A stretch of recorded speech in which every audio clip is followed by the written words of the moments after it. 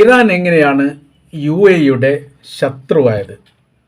ഇന്നത്തെ വീഡിയോ നമ്മൾ ഈ വിഷയമാണ് പരിശോധിക്കുന്നത്.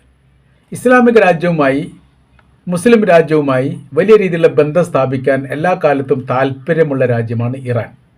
പല ഘട്ടങ്ങളിലും അമേരിക്കയുടെ സമ്മർദ്ദത്തിനും ഇസ്രായേലിൻ്റെ സമ്മർദ്ദത്തിനും വഴങ്ങിക്കൊണ്ട് മുസ്ലിം രാജ്യങ്ങളിൽ നിന്ന് അന്തരമുണ്ടാകുന്ന രീതിയിലുള്ള പ്രവൃത്തി നടത്തുകയും അതിൽ അവർ യൂറോപ്യന്മാർ വിജയിക്കുകയും ചെയ്തു.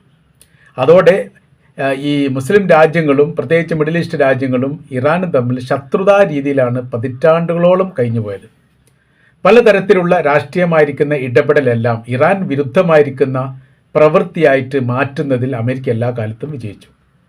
അങ്ങനെയാണ് യമനുമായിട്ട് ബന്ധപ്പെട്ട വിഷയത്തിൽ അവിടെ ഹൂത്തി വിമതരുണ്ടായപ്പോൾ അവരെ ഒതുക്കാൻ വേണ്ടിയിട്ട് സൗദി അറേബ്യയുടെ സൈന്യവും UAEയുടെ സൈന്യവും അങ്ങോട്ട് പ്രവേശിച്ചത്.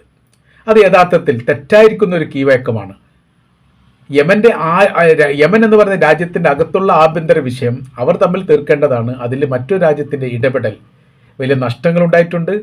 വലിയ ശത്രുത ഇറാനുമായിട്ട് വളരാൻ അത് കാരണമാവുകയും ചെയ്തിട്ടുണ്ട്. അതിൻ്റെ കാര്യം ഹൂത്തികൾ എന്ന് പറഞ്ഞാൽ ഷിയ മിലിഷ വിഭാഗമാണ്. ഇറാൻ നേരിട്ട് കൊണ്ട് സഹായിക്കുന്ന സൈനിക ട്രൂപ്പാണ്. അവരെന്തിന് സൗദി അറേബ്യ സഹായിക്കുന്നു, അവർക്കെതിരെ എന്തിന് സൗദി അറേബ്യ നിൽക്കുന്നു എന്ന ചോദ്യമായിരുന്നു ഇറാൻ എന്ന് ചോദിച്ചത്. ഏതായാലും 2023 കൂടി സൗദി അറേബ്യയും ഇറാനും തമ്മിലുള്ള വിഷയം ചൈനയുടെ മധ്യസ്ഥത അവസാനിച്ചു എന്നുള്ള കാര്യം നമുക്കറിയാവുന്നതാണ്. എന്താണ് ഇറാനും UAEയും തമ്മിലുള്ള ശത്രുത? ഇപ്പോഴും യഥാർത്ഥത്തിൽ നേർക്കുനേരെ യുദ്ധം നടക്കുന്നത് ഇറാനും UAEയും തമ്മിൽ. UAE തമ്മിലെന്ന് പറയാൻ പറ്റില്ല, ഇറാൻ UAEയാണ് ആക്രമിച്ചു കൊണ്ടേയിരിക്കുന്നത്.